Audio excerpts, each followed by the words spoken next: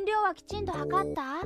無塩バター 40g。 Well, there's your problem, using that there fancy smancy metric system stuff when you should just be dumping all of your ingredients in at once like this!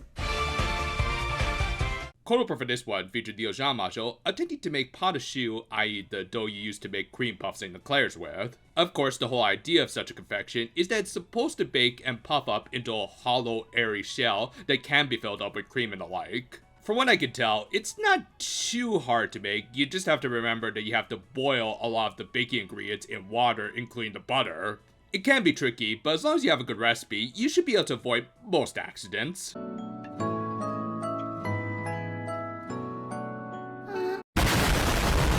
Okay, maybe not exactly to that extent, but close enough as the Ojamajo's puffs deflated like balloons at the last minute. Obviously, we checked back on this little detail that's also a nice little callback to a previous episode, but for now, these girls were actually excited for their next pas de chire exam. Though, less for the actual test, as would be the case for most people, and more the fact that they'd be able to see Hana again. Though, maybe they should have taken things a little more seriously because, of course, the examiner was going to pull the rug from under them again, and even got Queenie's permission to do so. Yeah, lady, I think you're being just a little too passive with these vindictive vixens. Anyway, the Ojamajo all transformed and made me realize how long and kind of repetitive this whole sequence was. They got on their brooms and made their way to the witch's world.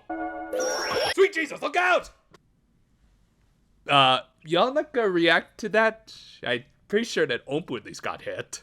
Yeah, anyway, the Ojamajo stopped by the witch nursery, and like a bunch of developing little Karens, they crowd around the Dodoru to claim their piece of the toddler. The only one who could stop them was the literal outsider in Momoko. All the while, the previous examiner, Masha Miller, watched on with a smile, which, yeah, I guess is a cute little reminder that they managed to win her over back in her exam episode, though I still find it hard to overlook the whole vindictive and overly aggressive test she gave them. And pleasantly enough, Masha Miller did inform them about how witches keep track of the time through the blooming of special flowers that just so happen to equal half an hour in human time. Thus, and even though they probably could have used some minute hands, they just had to keep track of when the 8th flower was about to bloom to know when to make their way to the exam location, which shouldn't be a big deal, and...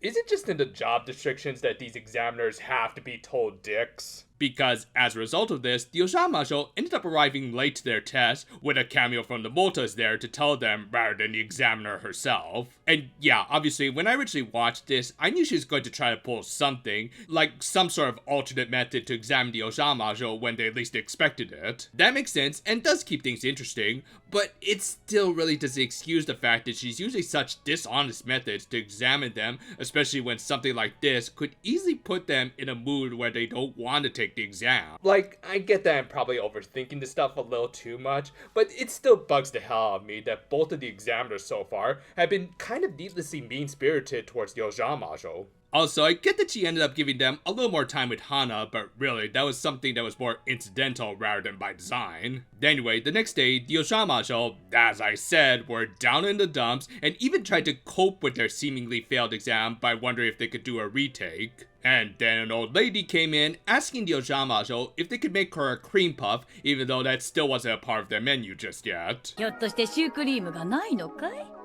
お菓子屋なのに。 Yeah, Karen, not every bakery makes every kind of baked good in the world, especially ones that require more specialized cooking techniques like pas choux. Yeah, obviously, this was the examiner whose whole test was in gaslighting, as she tried to guilt-trip the Ojamajo into making a baked good for her that they were still working on, and thus weren't at all obligated to make specifically for her, as they were still trying to run a business, and it's not very economical otherwise. But no, of course, being good girls, and in spite of, again, a certain someone screwing them over, they said that they would make her a cream puff and just asked if she could wait a little while. They even gave her some tea on the house, just to make sure that they didn't get a negative Yelp review. Well, still better service than Walmart. Go yourself. Go yourself. Go yourself. Anyway, after another failed batch due to one too many eggs, they decide to further entertain the examiner in shifts, which again, just to the Ojamajo's cred, was the smart thing to do, especially when they also had other customers to deal with. However, she also wasn't going to make that easy for the Ojamajo, as after spying Majorika, she decided to move around the bakery without permission. でもじっとしてるのも退屈で。 Yeah, again, if this were a regular business, not only would they have every right to refuse her unusual request, but they could also now trespass her for entering into restricted area, which honestly, I kind of would want to see. Go. Don't grab me! Let's go! Don't grab me! Somebody film this! What the f***?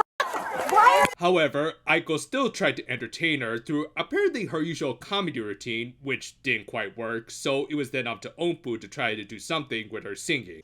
今時の歌はよくわからないね。次は演歌を頼む。 Okay, you get 1 point for that incredibly base take. However, Onpu was denied Mizuki, and more importantly, the toy higher-ups weren't going to pay for the production of yet another insert song, so her impromptu performance was cut off and left ambiguous as to whether or not it was a good one. I mean, sure, Hazuki liked it, but she also likes the Stooges routine, so she might not be the best measuring stick. Anyway, during all of this, the Ojamajo continued to go through several stages of trial and error with the Patashu, which I actually do like, as this is something a lot of bakers do have to go through, especially kids of their age. It showed that even if you fail a few times, it's fine as long as you learn from your mistakes. I just don't particularly care for the situation they were in, as it was kind of artificially set up by one lying witch. That said, they just need to make one more batch to get it right, so it fell on Doremi to be the examiner's last entertainer, and in a nice moment, she managed to pass the time by talking about what it was like to raise Hana. Of course, this was particularly significant for the witch, who still had her prejudices against bridging the relationships between the witch and human world. However, seeing the Ojamajo's dedication to not only fulfilling her out of nowhere and kind of fussy demands, but also raising a child was winning her over. Hell, I like to think that more than the cream puff, that was why Majo Saliban here decided to give them a passing grade for their exam, whilst also not apologizing for all of her deceptions and lies. But no, let's just make her out to be a noble and wise examiner and all that. But yeah, the episode ended with them giving her some extra treats for the road, and then helping another customer who's hopefully a little less of a Karen. This was a bit of a messy one. Like, in spite of my complaints about Majo Saliban, I do want to praise some of the messaging and definitely the efforts of the Ojamajo to prove that they could serve their customers well. And yet, when said customer is a bit of an ascendant Karen, it does kind of muddle the message.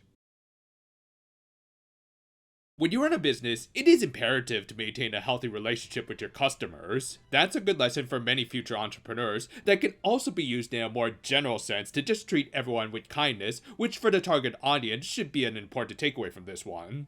That said, if a customer is just being a general nuisance, well, then you should just have every right to kick them to the curb. I mean, even putting aside her deception with the exam, which you really shouldn't, it almost seemed like she was going out of her way to pester the Ojamajo. Again, I get the message they're trying to get across, but it just gets muddled when it also feels like our heroines are being treated like doormats. Now, all that said, I did like how the Ojamajo overcame this and remained professional hosts in spite of her nonsense. Granted, some of their methods were a little more unique and probably not applicable to most situations, but Doremi reminiscing about Hana was very nice. I also like how they highlight the trial and error part of baking, which will always be an important aspect no matter how good of a chef you may think you are. Stuff like that really did balance out this episode into overall just about middle of the road territory for me. Of course, I like the Ojamajo, but the examiners, at least so far, have been a major downgrade from the stern but still fair and Majo hard from last season. While it's great that she let them pass their exam and everything, if it were me, I wouldn't give Majo Saliban extra treats afterwards and instead just go, Thank you for watching, and you know, if you wanted to treat yourself, you could do that by maybe watching a few more videos here. Next week, we will start a new series to replace Battle Spirits. As a bit of a hint, it is going to be another toy animation, and kind of involve magical girls, though maybe not exactly in their traditional sense. Still, look forward to that. Until then, though, for now, my friends, oh crap, I forgot about the puffs I left in the oven!